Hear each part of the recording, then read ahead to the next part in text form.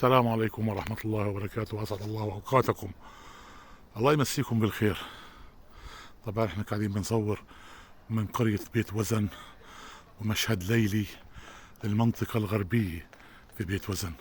وطلعوا يا جماعة هذا المشهد الجميل من على أسطح أحد البيوت في بيت وزن. حقيقة مشهد جميل جدا. هذا طبعا اللي امامنا الان بيت وزن، لانه نحن نقف في الغرب من بيت وزن ونصور للشرق الان، وهذا منطقة الشمال لبيت وزن ومنطقة الغرب. منظر جميل ليلي.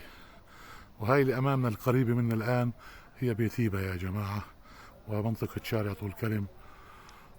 ويعني حبينا بس ناخذ فكرة عن هاي المناطق من خلال مشهد ليلي جميل.